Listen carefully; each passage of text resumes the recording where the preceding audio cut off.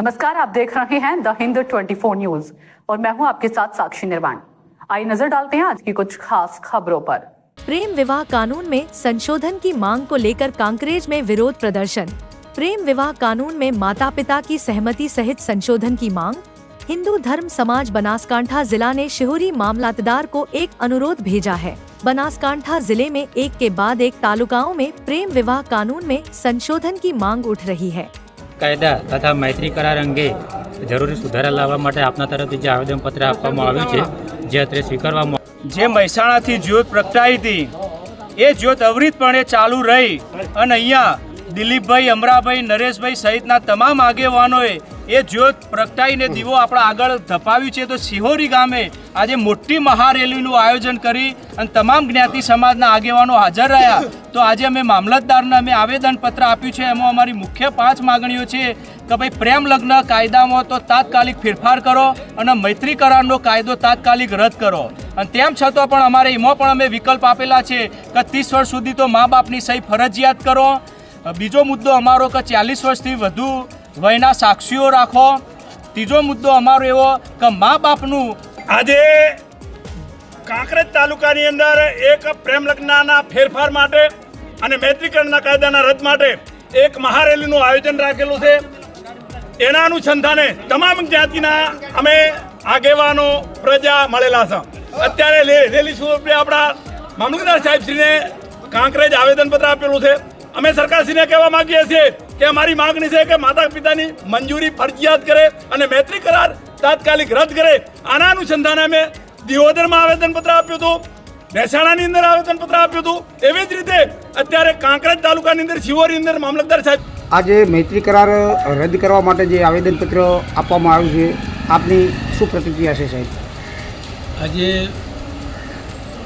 હિન્દુ સંગઠનોએ ભેગા થઈ અને મૈત્રી કરાર અને લગ્ન પ્રેમ લગ્ન જે દીકરીઓ ભાગીને લગ્ન કરે છે એ માટે મામલતદારશ્રીને આવેદનપત્ર આપ્યું છે સરકારમાં રજૂઆત કરવા માટે। એટલે મૈત્રી કરાર અને પ્રેમ લગ્ન એ ગેરકાયદેસર છે એવું તો આપણે ના માની શકાય, પરંતુ આવા લગ્ન જે દીકરીઓ અને દીકરાઓ કરે છે એમાં ખરેખર મા બાપની સંમતિ હોય અને સંમતિ મેળવી અને કરે એવું વિચારવું જોઈએ।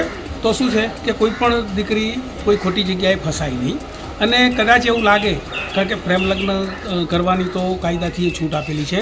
ઉંમર સંત સમિતિ પ્રેરિત હિન્દુ ધર્મ સમાજ બનાસકાંઠા જિલ્લાના બેનર નીચે આજે અમે સર્વ સમાજની જે વેદના છે, સર્વ સમાજની જે લાગણી છે એને વ્યક્ત કરવા માટે આજે અમે મામલતદાર સાહેબને આવેદનપત્ર આપ્યું।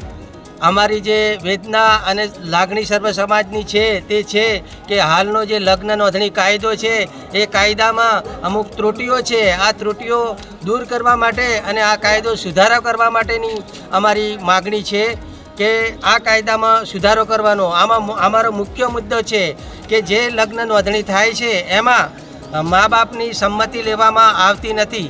મા બાપની સંમતિ ન લેવાના કારણે જે સગીર વયની દીકરીઓ અને નાની ઉંમર 18 વર્ષની દીકરીઓ જેમને કોઈ સમજણ નથી એવી દીકરીઓ જે ટેકનોલોજીના અને મોબાઈલના રવાડે ચડીને જે આવારા તત્વો અને બધા એવા છોકરાઓની સાથે જે સુખી સંપન્ન ઘરની અને ગરીબોની દીકરીઓ જે ભાગી જાય છે એને અટકાવવા માટેનો અમારો સર્વ સમાજની આ માગણી છે। આમાં અમારા મુખ્ય મુદ્દાઓ છે કે મા બાપની સંમતિ લેવી, લગ્ન વખતે દીકરીની ઉંમરનો બરાબર ચકાસણી કરવી અને એની 30 વર્ષની ઉંમર સુધી આ સંમતિ લેવી, 30 વર્ષની ઉંમર સુધી લેવી। એના પછી એની સંમતિ ના લેવામાં આવે તો પણ કંઈ વાંધો નથી। અને એમાં જે સાક્ષીઓ છે એ સાક્ષીઓની ઉંમર देखते रहिए द हिंद 24 न्यूज।